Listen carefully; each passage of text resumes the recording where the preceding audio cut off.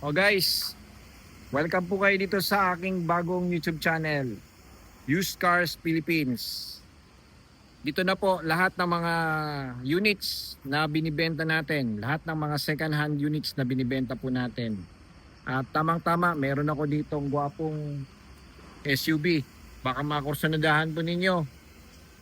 Isang 2016 na Ford Everest Titanium. 3.2 liter po yan na 4x4 turbo diesel automatic. Ayan. Check ninyo mga idol.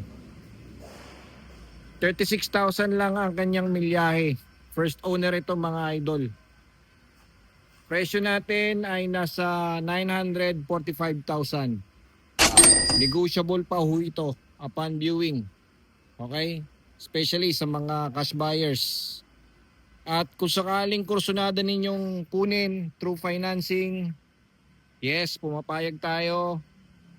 Minimum down payment natin is 30%, payable in 3 to 4 years.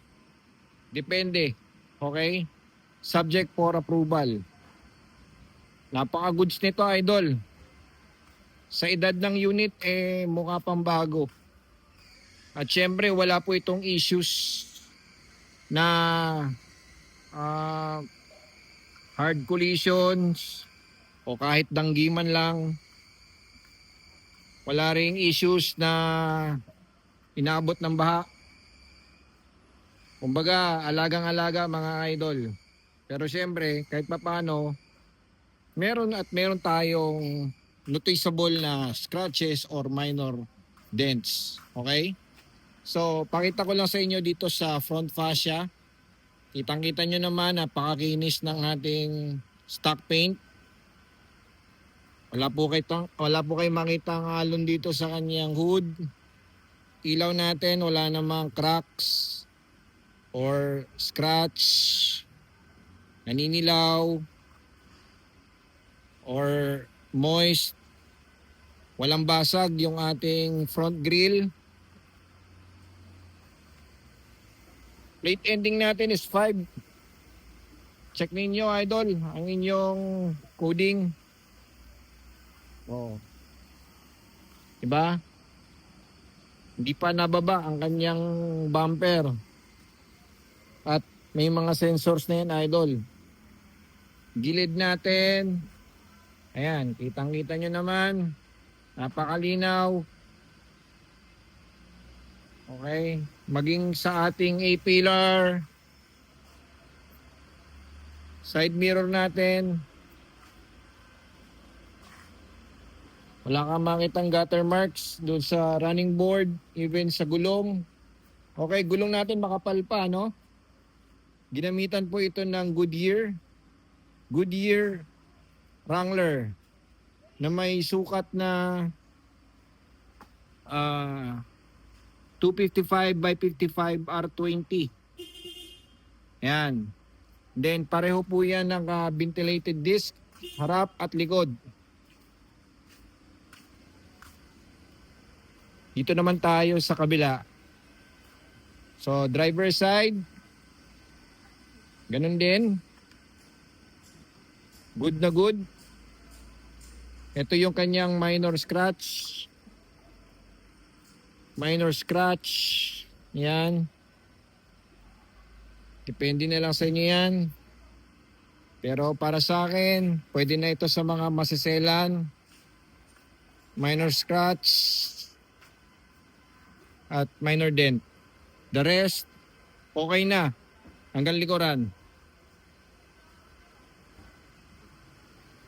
O, di ba? Ayun, meron pa ditong minor dent pero hindi siya obvious idol. Ayan. Then, pakita ko sa inyo yung kanyang makina. Wait lang idol. Ayan.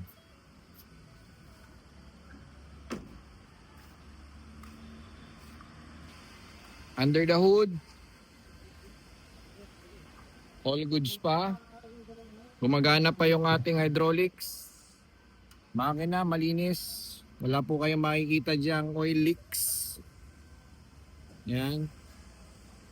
Anyway guys, sakaling interesado po kayo sa unit na ito, I suggest na puntahan po muna ninyo dito sa Pasig. Makipag-set muna kayo ng appointment sa akin. At kung maaari, magdala na rin po kayo ng inyong kaibigang mekaniko. Para makasiguro po kayo. Or kung wala, pwede naman namin i-scan ito sa inyo. Yun nga lang, may bayad.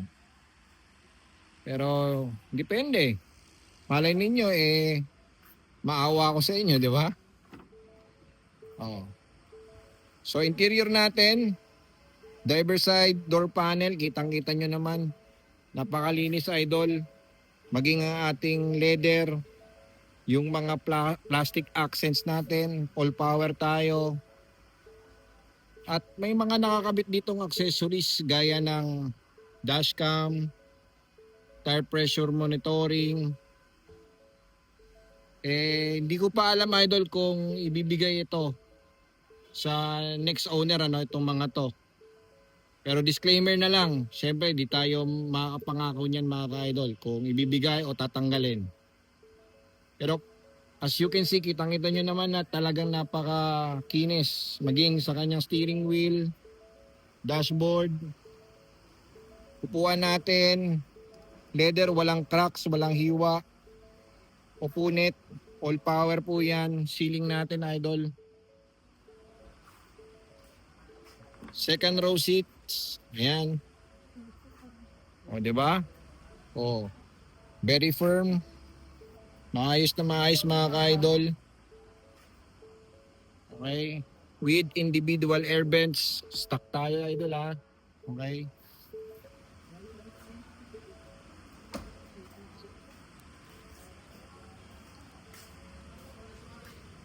Dito naman tayo sa passenger.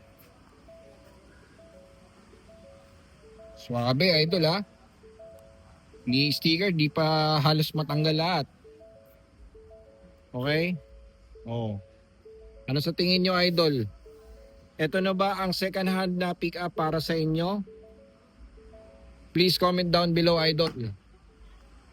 Pumapayag din po ako sa trade-ins, swap. Basta as long na willing to add cash po kayo. Basta't makakursunodahan ko lang, mga ka-idol. Walang problema. Usap tayo. At ang location po natin ay dito lang sa Pasig. Pwede po kayo magpa-appointment sa akin. Lalagay ko na rin po yung number natin dito sa video. Okay? Text before call, mga lodi, ha. Hindi po ako basta-basta sumasagot. Oh. Okay, instrument cluster natin, kitang-kita nyo naman, napakasariwa pa, oh. 36,000 ang milyahe, kita nyo ba? Ayan, lodi, oh. Oh. Okay. Wala tayong tampering dito, ha. Infotainment natin, aircon natin. Gusto nyo natin? Ano ba? Gandang memory. Audio. Ayan. See? Lakas pa yung aircon natin.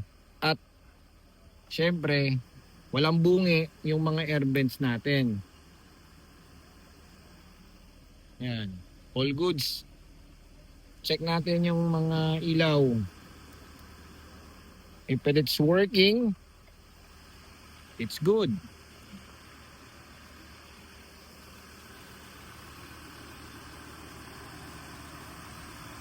Oh, ayos. Ayos na ayos.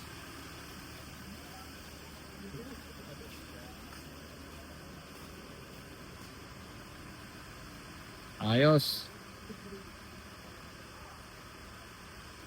Check natin kung power lift gate pa rin. Hindi mabuksan. Guys, oh. Pasensya na kayo, ha. Akala ko kasi power yung 3.2. o yung 4x4 natin. Pero yung bagong modelo pala ang ano power yung lift gate ano. Ayan. Ay, sorry. Lakas. Ayun. Check natin yung mga bintana. Working. Working.